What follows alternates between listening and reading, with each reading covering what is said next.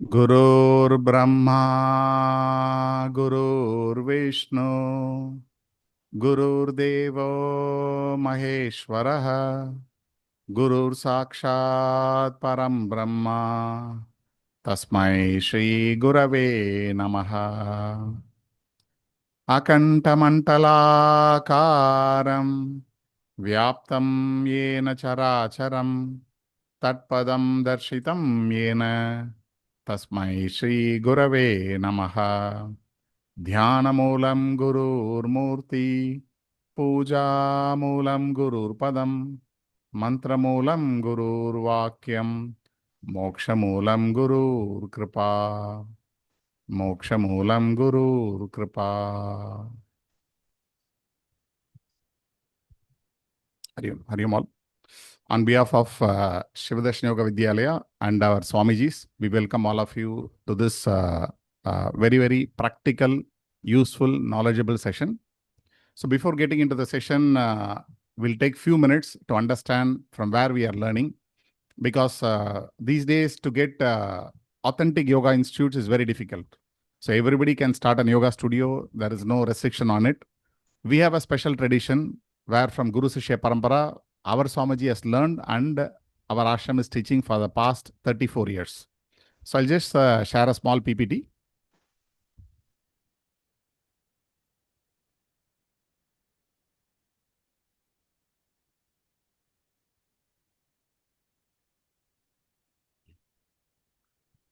So this is a lineage of our gurus.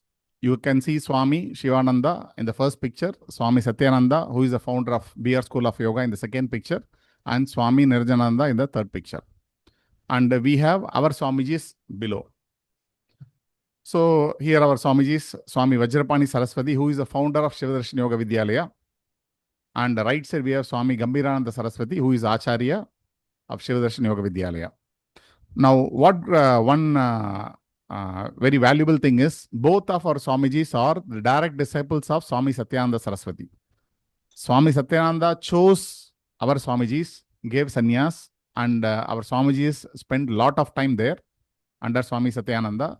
And as per his instruction, they came to South and established this ashram, and we keep on running this.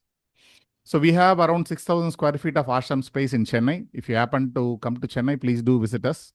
There are online and offline classes going on. Of course, after Corona, everything has become, most of the classes become online, and some classes still going offline. So you can visit and meet our Swamiji, and you can discuss, take blessings. So one good thing is, whichever course you join in our institute, you become an alumni member. So you become part of a group where the teachers, Swamiji, everybody are there. So you can take assistance anytime. Any doubt, anything, you can always reach to even Swamiji also. So what are the uniqueness of Shivadarshana Yoga Vidyalaya? Our ashram or the institution is headed by both these Swamijis, and it's a 100% charitable trust. So whatever you are paying as amount goes directly to the charitable activities of the institution. This institution was founded in 1992 by Swami Vajrapani Saraswati, and the building where we are is inaugurated by Swami Nirjananda Saraswati in 1999. And after a very long and persistent effort by our Swami Gambirananda, we have been recognized by DSIR, Department of Scientific and Industrial Research, as a Yoga Therapy Research Institute. That means we also do lot of research on yoga therapy, and we submit the reports. So we keep on having that a tag as a Yoga Therapy Research Institute. Recently, we have become an associated center of Indian Yoga Association. All of you know Indian Yoga Association, which is the a common body which unites all the most of the traditions, yoga traditions. And both of our Swamijis were awarded as Golden Swamiji by BR School of Yoga in the year 2013. It's now more than 34 years. We are into service, headed by our Swamiji. These are the flagship courses, keep on happening, at least yearly twice. So most of the courses are yoga therapy course, because our Swamiji used to say the first thing is to take care of health. When the health is there, then they can move towards spiritual dimension. So what are the common health problems? If you see here, TTC1, teacher training course 1, high blood pressure, diabetes, asthma, spondylitis. These are the 4 diseases we'll be learning, both theory and lot of practicals, what to give, what not to give, and all those things. And we have teacher training course in yoga therapy 2, have menstrual disorders, thyroid, PCOD, prolapse, and menopause. We have TTC3 focusing on prenatal and postnatal, completely pregnancy pre and post related. And we have a special program, how to become kids yoga teacher. If you want to teach to kids, yes, this is the right program to do. And if you see the beauty of all the program is, we have our signature course, Yoga Nidra and meditation as part of all the courses. Because Yoga Nidra and meditation are the 2 things which you can apply to anyone. Somebody may not able to do asana or pranayama, but anybody can lie down. So you can give Yoga Nidra. Apart from that, we have Nadi Shodhana Pranayama course, which is going on, anatomy, physiology, chakra awareness program, Manipur chakra, mudras for yoga therapy, and many, many courses keep on going on. So we request all of you to take part in it and make use of it, because this comes with rigorous training for you. It is learning and evaluation, lot of things, because all these courses have Viva, exams, and all those things. So this carries a lot of value by knowledge. And these are the pictures of famous people spiritually also who visited our ashram, like Swami Chidananda Maharaj visited our ashram. We have Swami Nirnjana Saraswati here. Here we have Swami Vijendra Saraswati from our Kanchipuram. So we have a lot of people visited, and we have a much bigger ashram space in Tiruvannamalai, where we used to visit frequently. So you're always welcome to our Chennai ashram and be part of us. And you can take your spiritual dimension, taking help from our Swamijis. Hariom. So today's program is headed by a couple of our senior most teachers, Kavita ma'am, Deepika ma'am. Hariom ma'am, kindly take over session.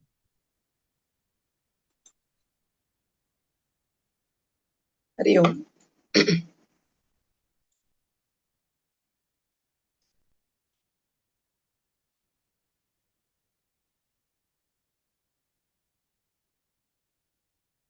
Hariom, can you see me? Are you able to hear me? Yes, we can hear you, but we can't see you. Okay. Now, Kavita ma'am has logged in 2 IDs. You can see her video in one screen and audio in another screen. Maybe you can spotlight the video. Will that help?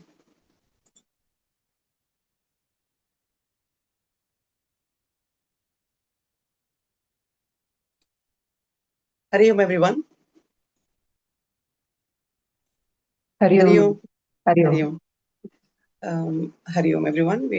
It's a pleasure to welcome you all this Saturday morning to this webinar on Shatkarma. Let me share my screen to walk you through the scope of this webinar.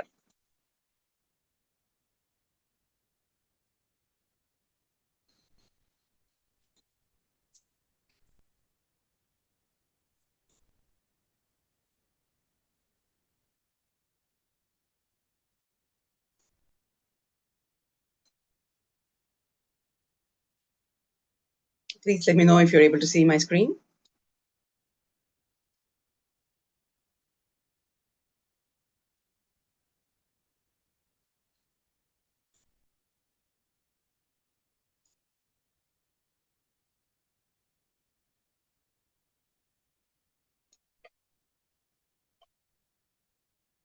Stop share.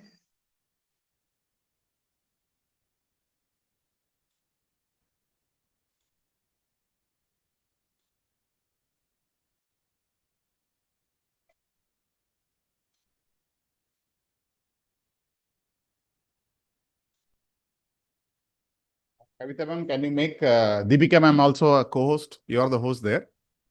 Okay. I will be sharing the screen now, sir. Yeah, no. Can you make Deepika ma'am also co-host? She's also going to present, right? Yeah, but I know I will be the presenter also for that. Oh, no problem. Because you are the host, I will not be here. So if you are any make adjustment, please do it, ma'am. Thank you, ma'am. Okay.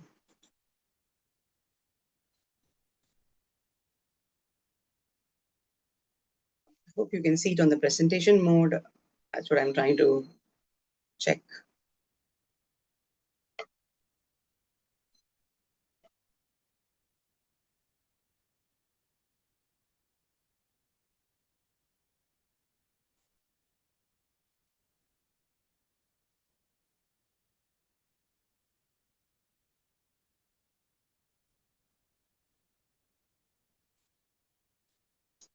Okay, let's get started. So you can see my screen now.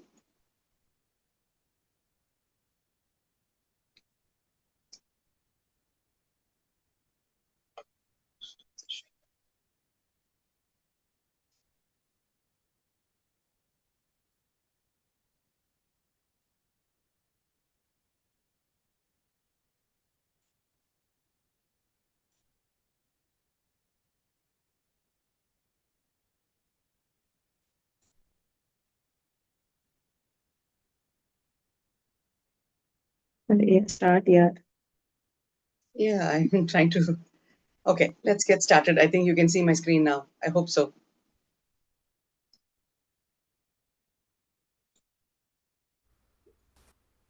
Yes? Yes. Thank you. Okay, sorry for the technical glitch here. Okay, Shatkriya. That's our discussion topic today. It is a yogi cleansing technique where yogis thousands of years ago identified how important purification is and purified themselves to get to the higher states in yoga. So Shatkarma is also called as Shatkriyas. You will hear this both being used to call this particular cleansing techniques. Shatkarma and Shatkriyas also are the same.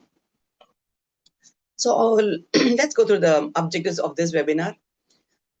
This will introduce you what is Shatkarma, the basic practices, the purpose of Shatkarma in Hatha Yoga.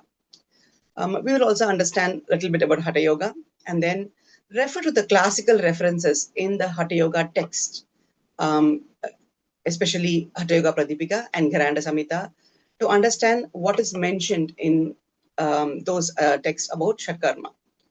And also the most important is like how is it related to today modern life?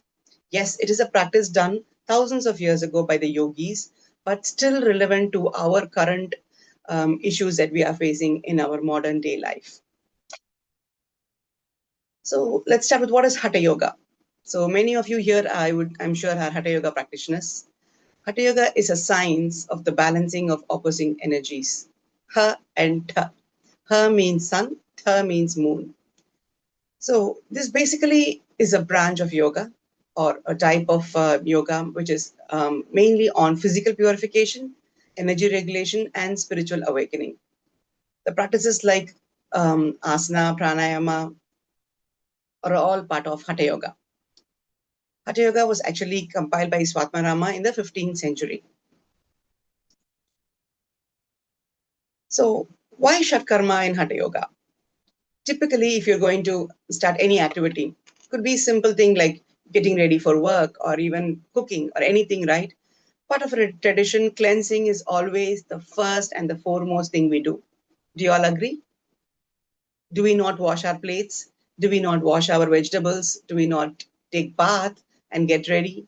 So it is extremely important to have to start any process with cleanliness. That's how important Shatkarma is for a healthy, balanced lifestyle. So what does Shatkarma do? It basically removes the impurities called mala, the physical toxins. It detoxifies our body from the organ level, tissues, and the entire digestive channels. It also balances the nadis. It restores the equilibrium and purifies the energy channels. And this is the preparatory or the first or required mandatory step for a advanced yoga practices like asana, pranayama, and deep meditation. So purification is not an option. It is the foundation for higher yoga states. So to understand more about Shatkarma, Shat means six in Sanskrit, and karma means actions. As I said, kriya is also another word used as Shatkriyas. It also means actions. not just any action, but purifying action, cleansing action, which is part of the Hatha Yoga tradition. So as I mentioned, it cleanses the internal organs, the entire nervous system, and the energy channels.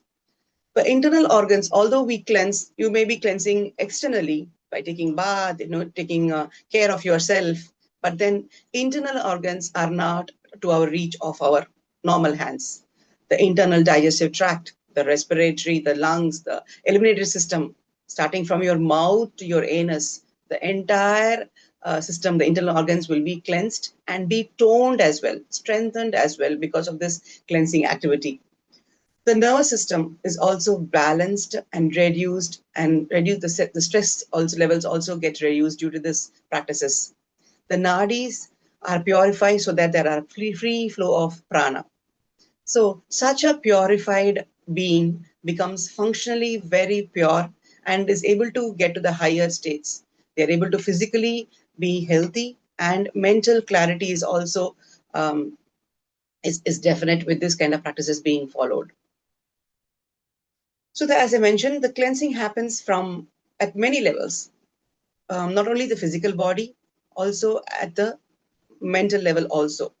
So we always start with the gross level and move to the subtle level and to the subtler level. At the gross level, at a physical level, as I mentioned, the digestive tract, the nasal passages, the colon, everything, the organs, tissues, they all get cleansed. And at the subtler level, moving to the more subtler level, the pranic, the energy levels, the energy channels are also getting cleared. There may be some energetic blockages, which will actually impair the flow of the prana in the system. So those will be removed and the free flow of prana will happen. More into a subtler level, at the mental level, you will have good focus, clarity of thought, and refined awareness. So mind becomes more steady and more luminous. So the importance, we need to understand how is this relevant today in today's lifestyle. We all go through many stress factors, triggers that takes us to many diseases. So our lifestyle today is mainly sedentary, very limited physical movement, due to which there is a lot of sluggishness, digestion issues, no lymphatic drainage doesn't happen. So the toxins accumulate and accumulate into our tissues and organs and gives us so much of issues, comes out, manifest in the form of diseases. Then chronic stress, our lifestyle, the psychological stress dysregulates the autonomic nervous system. It disturbs the balance in the nadis and the vital prana. So the energy blocks also happen. And leave alone the environmental pollutions that we deal with. The food we eat, the water we drink, the air we breathe, all are polluted, are allergic. So much of exposure to chemicals so that the body slowly builds up toxins. So it is more relevant now to this modern lifestyle. Cleansing is most required. This is a time-tested, natural way of detoxification. And due to this, we also build immunity and we restore the mental clarity. And please note, this is without any additional, any invasive or any intake of any chemical substances for this detoxification. To get into the yogic concept, we all know that many of yogis here are understanding the Panchakosha model. The cleansing also happens at the kosha level. Again, moving from the gross to the subtle and the most subtlest. So at the Annamaya kosha level, which is at the body level, right, the bliss body, so we see that the deep purification happens to all the organs. And then at all the koshas levels, it also takes to each kosha and then purifies at kosha levels also.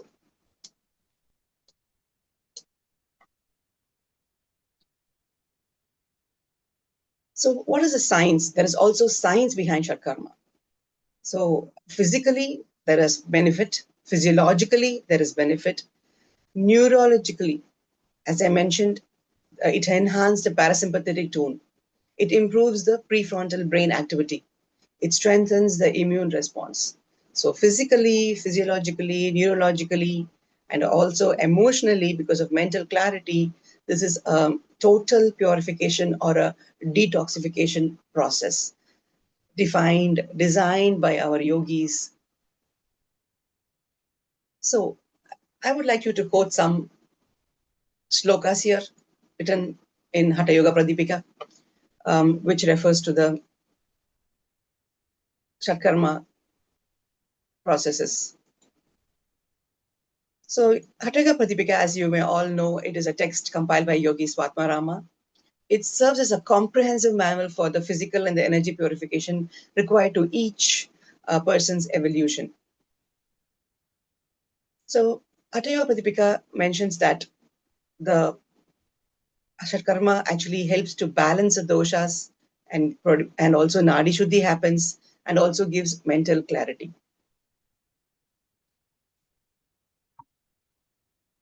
So the sloka says, Dhauti Bhasti Tatha Neti Tratakam Naulikam Tatha Kaphala Bhati Chaitani Shat Karmani Prajakshate. So the Shat Karma mentioned here are Dhauti, Bhasti, Neti, Trataka, Nauli, and Kapalbhati.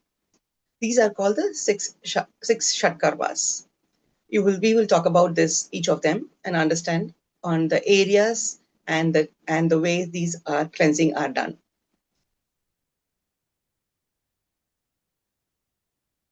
The next is Gheranda Samhita.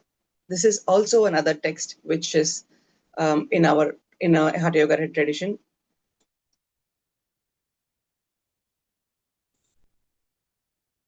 In Hatha Yoga actually is a 17th century Sanskrit text which outlines a seven-fold path of Hatha Yoga. It also prioritizes physical and mental purification, and it's a gateway to spiritual liberation. So Gheranda, the sage Gheranda actually presented this, actually he presents Ghatastha Yoga. Ghata is actually a vessel. Just like I mentioned, you will clean your vessel before we do anything, right? Before we pour water, before we cook. Just like that, the body is treated as a Ghata, which is the vessel, and cleansing, the systemically body purification is indispensable and is the first stage of practice in this tradition. Okay, I invite Deepika ji to run through these two classical texts and their sequence in the text. Hari Om. Thank you so much, Kavita ji, and Hari Om, everyone. So Kavita ji has given a beautiful introduction on the importance and why Shatkarma is actually necessary.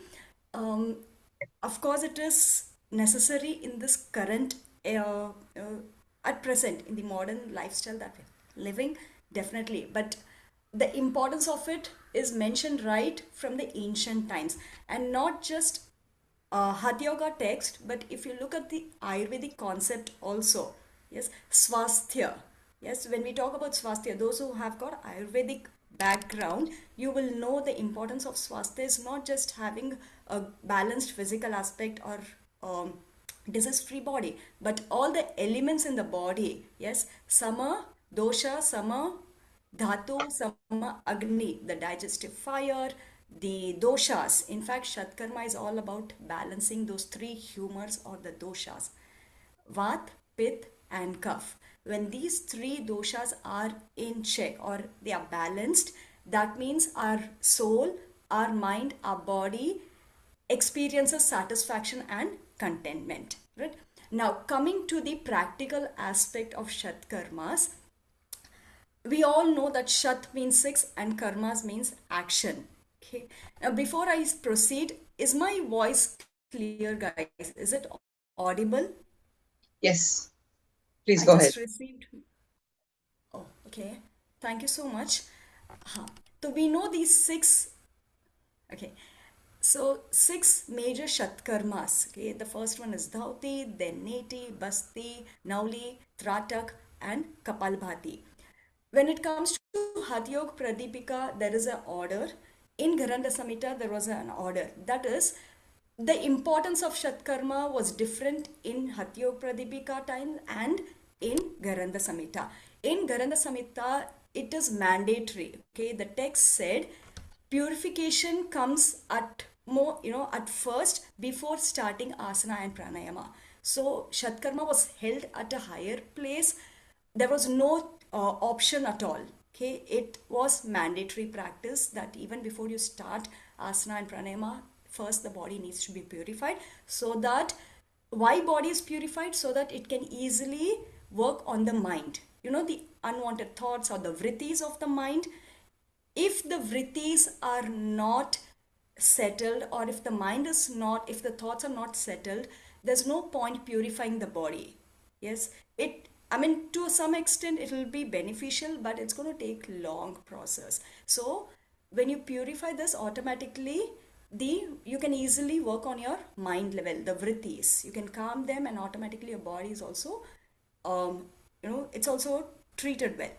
In Hatha Pradipika, they said that Shatkarma is essential only when there is an imbalance in doshas. That is, only if the body is experiencing fat or excess mucus, then Shatkarma was important, because in Hatha Pradipika they emphasized more on the pranayama aspect.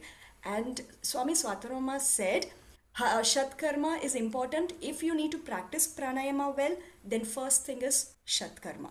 Only if you can practice Shatkarma well and balance your doshas, then you can start. You're ready for pranayama practice. Now, if you look at these 6 Shatkarma practices, they are almost the same except the term Nauli. In Hatha Pradipika, it's Nauli, and in Garanda Samhita, it is Laukika. Both the practices are almost the same. Okay, it's just a term, right? So the priority in both these texts varies. Whereas coming to the present day practices, and again these have classifications also. Kavita ji, can you please move to the next slide? Okay. Now, these are the major practices that we are learning in this present day. Okay, Dauti, Neti, Tratak, Basti, Nauli, Kapalbhati. Okay, we have selected these 6, and these are the things that easily, it can be practiced by almost everyone except for Basti and Moolashodhana. But if you look at the actual classification, these are again in turn divided into many subheadings. For example, if you look at Dhauti, we all know what is Dhauti. The cleansing from the mouth till anus. Okay, the entire alimentary canal or the digestive tract. Okay. But in Dhauti, there are different practices. To name a few, now this workshop is actually about giving a practical knowledge, teaching you the practical way of doing some of these Dhauti practices. For instance, you will be learning Shankha Prakshalan. Yes, you will be learning Neti, both Jala Neti, Sutra Neti, right? But theoretically, you will learn the entire classification, not just these 6 Shatkarmas, but you will be learning about the various. For instance, Dhauti is divided into Antar Dhauti, Ridha Dhauti, Sirsa Dhauti. From ancient time onwards, it was not just cleansing the mouth till anus. They were working on the sense organs also. Okay, for example, clearing the ears, which is Karna Randra Dhauti. Then Kapala Dhauti. Then Danta Mula Dhauti, which is cleansing of the teeth. Okay. Then we have Jivha, the cleansing of tongue. All these were very, very important, and you will be learning the method to do them practically in the class. All right. So I'm sorry, not practically, but theoretically you will be learning them, but they are very easy. You can actually practice them and get benefited. Okay. And then you will also be learning the therapeutic aspect for some of these Shatkarmas, how you can use them in cases of some basic health problems. When a person has got certain health issues, how you can actually modify these Shatkarmas and you can give them. Okay, you will have an overview of that. Then you will also understand the benefits and contraindications of these practices. Now coming to, I'll give you a detailed information on the classification of these Shatkarmas. For example, Dhauti, Antar Dhauti, then Hrida Dhauti, Sirsa Dhauti. Now what exactly is Dhauti? We all know Dhauti is basically cleansing from mouth to anus. But actually what exactly it is? If you look at the term Dhauti, it comes from the root word dhau, D-H-O-O. That means to wash. Right? So washing out the toxins from the mouth till the anus. Now when we are talking about washing out, we do have many modern techniques, right? So you go to the doctor, they give you laxatives, or they just cleanse out, or even the bowel movement that we experience every day in the morning. Yes. Why isn't it enough? Why isn't it enough? Yes. Even though they are natural practices that your body is experiencing, and our lifestyle is not so perfect that to 100% or 100% the entire toxins is coming out. No, the metabolic activity is happening in the body. Food is digested and then the waste is eliminated, but complete elimination of waste does not happen. Somewhere those residues are left behind, and that again imbalances the doshas, and that is why we need these practices unless we have a sattvic lifestyle. Okay, even if we have sattvic lifestyle, there may be instances in the past that would have actually reflected, or it may be surfaced now. You may be experiencing those imbalances now, and that's why one of those major reasons why Shatkarma is needed. But again, in this workshop you will be learning like the frequency, how often should a person be doing these practices. Okay, so how well it is suited, and all these things will be kept in mind. We all know how to do these techniques. Most of us would know how to do Jalaneti, how to do Sutraneti, or how to do Shanka Prakshalan, but the frequency, yes, and certain important points that you need to take care of in case there are certain limitations. Now coming back to the classification of Dhauti, Antar. Now in Antar is the internal cleansing. In that you will learn Agnisar Kriya, then Lagu Shanka Prakshalan, which is Vatasar, Varisar, Vahanisar, and then you have Bahiskrita. Okay, but we will be covering Vaman Dhauti. Instead of Bahiskrita, we will be covering Vaman Dhauti, which is again Kunjal Kriya. Yes, and then we have Vastra Dhauti. All these things will be covered under Dhauti. Then comes Basti.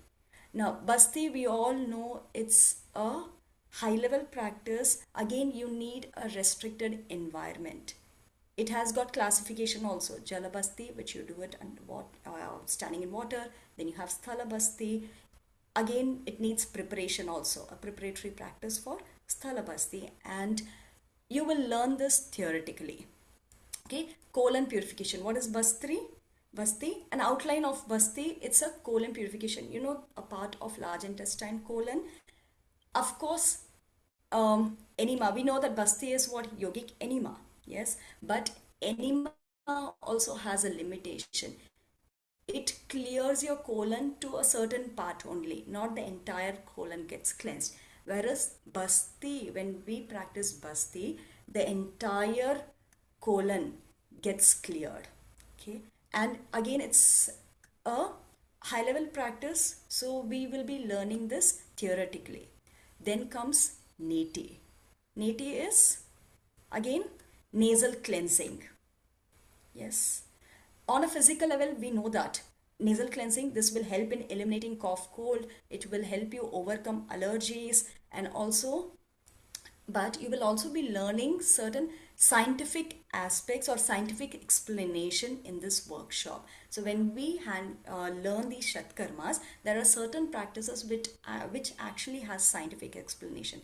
Not just because it was given in the text we are practicing, but there is a scientific explanation to some of these practices. For instance, Jalaneti. Then we have Lagu Shanka Prakshalan, Shanka Prakshalan. Yes, even that has a very good scientific explanation, which we will be learning in the workshop. Okay, coming back to Neti, we know there are 4 kinds of Neti, but 2 is actually accessible at present. Jalaneti, then Sutra Neti, Dugdha, which means using the milk, yes, diluted milk, and then practicing Neti. Then we have Grita Neti, that is using ghee. We will be learning theoretically the last two practices, but the first two practices we will be learning practically. Then comes Nauli. Yes, Nauli, we are aware that Nauli is what? The abdominal massage of the rectus abdominis. We are basically learning to isolate that particular muscle and letting it move in circular motion to the left side, to the right side, and to the at the center. This is what Nauli is about, and again, it's like high-end practice, but we will be learning this practically. We will have demonstration of Nauli. We will be learning this, right? So those who are comfortable can go ahead, practice or learn Nauli, right? Next comes Tratak. Tratak. Tratak is, again, we all must have experienced practicing Tratak once, at least once, yes. But the whole purpose of practicing Shatkarma, of course, balancing the doshas, the important benefit at the end of the day, the most important benefit of practicing Shatkarma is working on the psychic level.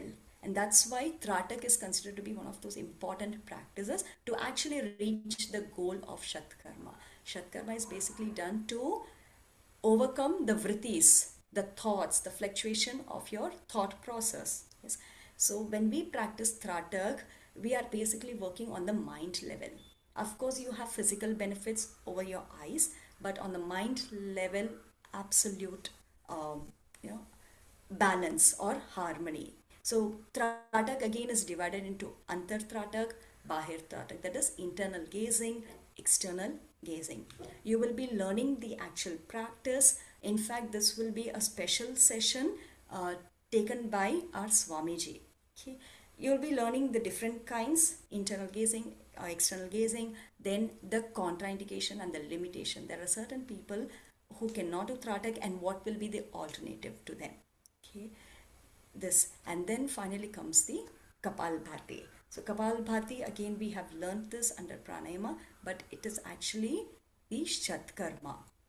Okay, and the more we practice Kapalbhati, it has not just got benefit of cleansing or bringing clarity to mind, but also working on the respiratory level. Okay, our respiratory system becomes much clearer and better. Okay, let's move to the next slide, Kavitaji. Yes, so role of Shatkarma before high practitioners. Like in Hatha Yoga Pradipika, they have mentioned how important Shatkarma is before practicing pranayama, because when we practice Neti, one of the reasons to practice Neti is, of course, to to relax the parasympathetic nerve so that there is calmness induced.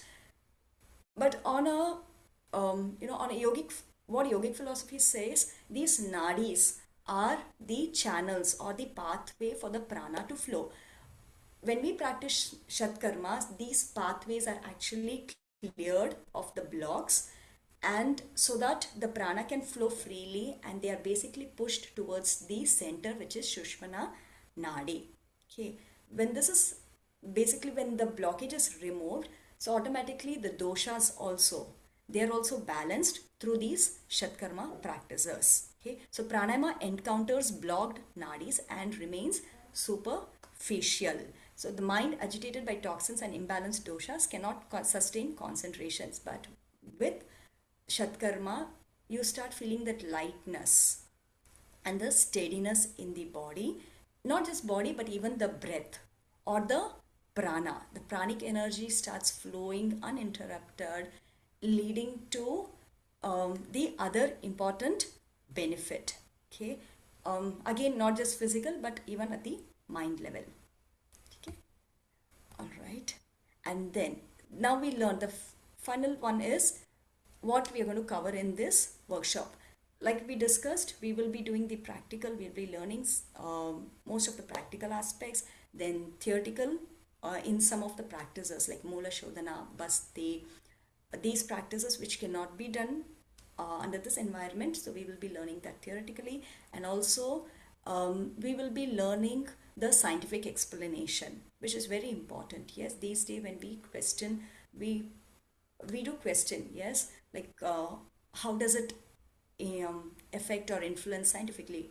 We have learned doing Shankha Prakshalan, we have learned doing Jalaneti, but how is it affecting or influencing, right? When we talk about Dhauti, one of the practices of Dhauti, for example, one of the practices of Dhauti, it increases the peristalsis movement in the esophagus or any circular and longitudinal muscles. One example is Danda Dhauti. There is a practice called Danda Dhauti, wherein a stem of the banana, it's basically inserted inside, and it's really, it's taken to one particular part of the esophagus, and then slowly it comes out. What this does is it clears the mucus. It's really, actually, this practice is really good in increasing the peristalsis movement. Okay. Then comes Shankha Prakshalan. Shankha Prakshalan, it also creates that peristaltic movement. One of the asanas that we perform during Shankha Prakshalan, it also initiates smooth peristalsis movement. Peristalsis is the folding. Okay, so that the waste or the passage is cleared and whatever element is inside, it moves freely. Okay, so this kind of scientific explanation will be covering, then the practical knowledge, then some of the therapeutic aspects, like then the modification wherever it's needed. Yes, few health, how you can actually give Shatkarmas when there is some therapy involved. Right? So over to you, Kavitaji. Hari Om, everyone.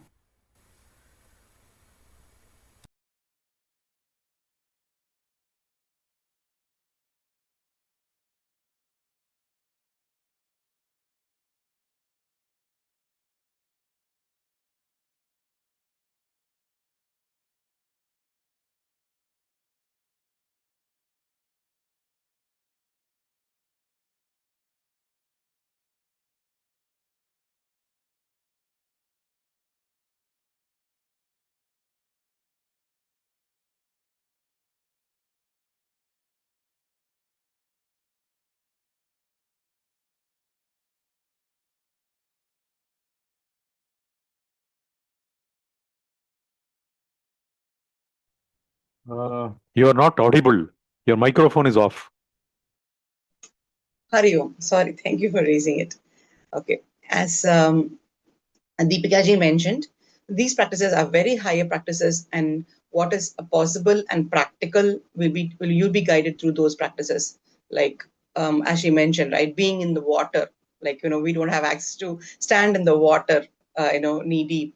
So those will not be possible. But you will be guided through what could be you could do at home. You'll be guided through those practices.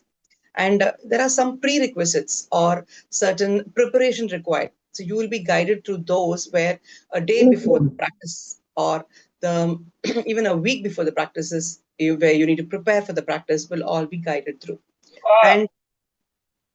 And you will also have to take care of certain things, do's and don'ts, basically, when you have some illness or during pregnancy, or if you are just out of a surgery, any inflammation, you will not be, you will very likely to be guided. I think somebody is on mute, not on mute. Okay. And also, what happens when you are doing the practices, there may be certain conditions, you may experience certain, some dryness, sometimes a vomiting feeling, etc. Right? So the level of water, the warmth of the water, there are so many things that you have to take care. I mean, being an online session, we will take utmost care to guide you through the preparation, the contraindications, and what to look out for, the cautions that you need to be aware of while practicing this. And if you are yoga teachers and are health professionals who would guide others, you will be provided with the required knowledge so that you can practice this cleansing techniques independently. So the key takeaways from today's session is to understand that Shatkarma is a practice that is a preparatory practice for higher yogic states. And this prepares you, cleanses you physically, physiologically, and takes you to a more purified emotionally and spiritually also, giving you the mental clarity. So it is a total mind body connection and cleansing. It cleanses the body totally, right? The detoxifies. We are now struggling with so much of toxins. So that is the main purpose of this Shatkarma or Shatkriya. And in today's modern life, we are struggling with so many issues, and this will help us to come out of that conditions slowly by the detoxification process and complementing each other. The other yogic practices will only complement the cleansing practices. So, as a final note, purification leads to clarity, as we all know, and clarity leads to awareness, and awareness leads to liberation, and liberation is the goal of yoga. So, let's make our attempt to cleanse ourselves and move to a more purified state of being, both body, breath, energy, and mind. So with this, we conclude this webinar, which gave you an introduction to Shatkarmas. I'd be happy to answer any questions you have.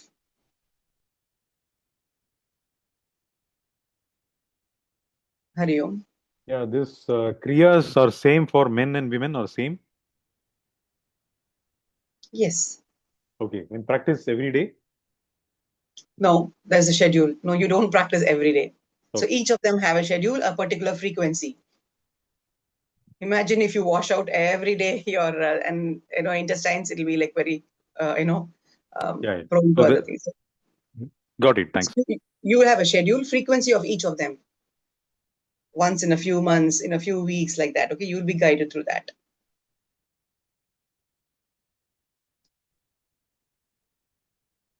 So we can share the details if you're interested. We continue this, they're going into the details. This is just a preliminary or introduction. The more details, as Deepakaji mentioned, will be handled in the subsequent weeks. Same time on Saturdays. Deepakaji, you're trying to connect to audio? Hari Om. Yeah, Hari Om. Is it Yeah. clear? Yeah, you All can hear. right, then. There was a question on the frequency, or like how often do you do it? Each one is different, and we will give you the guidance on that.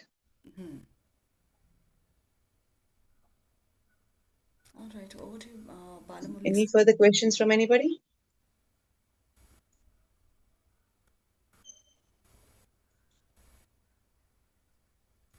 Hari Om. Hari Om. So please reach out to us if you need any further information. We'll be happy to help you. Thank you so much, everyone. Hari Om. Hari Om.